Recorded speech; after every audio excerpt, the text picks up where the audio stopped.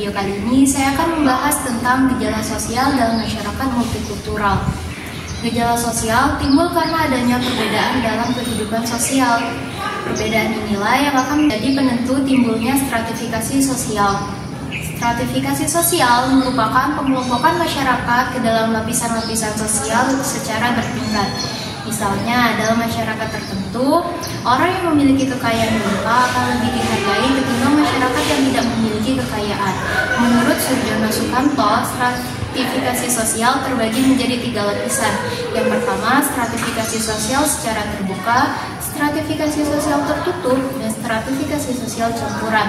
Pada sistem stratifikasi sosial terbuka, setiap individu memiliki kesempatan untuk berpindah lapisan satu ke lapisan yang lainnya melalui usaha dan kesempatan yang dimiliki oleh mereka masing-masing.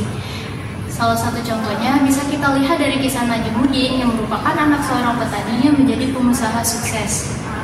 Najmuddin lahir dari keluarga yang sangat sederhana, dengan kemiskinan membuatnya tumbuh menjadi pribadi yang kerja keras dan pantang menyerah.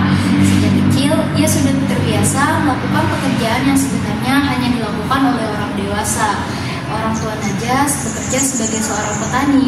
Mereka hanya mengandalkan hasil panen dari beberapa petak tanah. Untuk kehidupan makan sehari-hari saja mereka masih kesusahan, apalagi harus memikirkan biaya sekolah Najmuddin beserta saudara-saudaranya. Karena keadaan ekonomi yang sulit, sejak kecil Najas sudah memikirkan hal-hal yang biasanya menjadi tanggung jawab orang tuanya.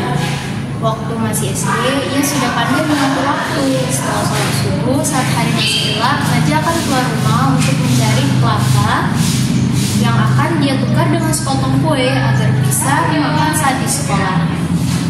Saat masuk SMP, Najah tumbuh menjadi remaja yang kuat dan mandiri. Dia mulai percaya diri mengambil pekerjaan yang lebih berat karena menurutnya pekerjaan yang lebih berat akan menghasilkan uang yang lebih banyak. Semua pekerjaan dia bisa ambil sebagai kuli angkut, kuli bangunan, dan berbagai pekerjaan lainnya asalkan uang yang dia hasilkan itu adalah uang yang halal. Di antara semua kuli angkut, Najah adalah yang paling mudah, tapi justru dari situ ia belajar banyak tentang dunia kerja dan bisnis di sekitarnya. Pengalaman itu sangat berharga dan membentuk pribadinya. Najah menjadi yang gigih dan pantang menyerah. Setelah lulus SMA, Najah melanjutkan kuliah di Makassar pada Universitas Muslim Indonesia yang mengambil jurusan hukum. Meski tak punya banyak pilihan, ia tetap memilih untuk tinggal di Makassar sembari memikir bagaimana cara untuk melanjutkan hidup di sana dan membayar biaya kuliahnya secara mandiri. Beberapa tahun setelah lulus, Najah merantau ke Sorowako. Di sana, ia mulai dipercaya oleh beberapa perusahaan lokal untuk mengurus perusahaan mereka. Ia sempat mengurus 4 perusahaan kontraktor. Setelah belajar banyak tentang dunia kontraktor, Najah akhirnya memberanikan diri untuk mendirikan sebuah perusahaannya sendiri. Dalam waktu 5 tahun, perusahaan menjadi kontraktor tetap di PT Inco Sorowako. Tidak berhenti di situ, Najah juga mendirikan perusahaan penyediaan jasa pengaman yang kini berkembang sangat pesat. Saat ini, perusahaan Najah yang bernama PT BPI sudah memiliki sekitar 1.000 karyawan yang bekerja di berbagai perusahaan BUMN dan swasta yang hampir di seluruh kabupaten di Provinsi Sumatera Selatan. Perusahaannya juga menjadi salah satu mitra Go Makassar Tourist Development atau GMTD, sebuah perusahaan konstruksi besar di Indonesia. Dari kisah perjalanan hidup Najmuddin merupakan cerminan nyata dari adanya sistem stratifikasi sosial terbuka.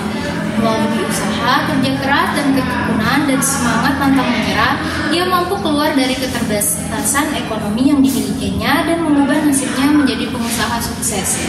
Semoga kisah ini bisa menjadi inspirasi bagi kita semua untuk tetap berusaha dan terus berdoa dan percaya bahwa masa depan yang lebih baik bisa diraih dengan usaha dan doa yang giat.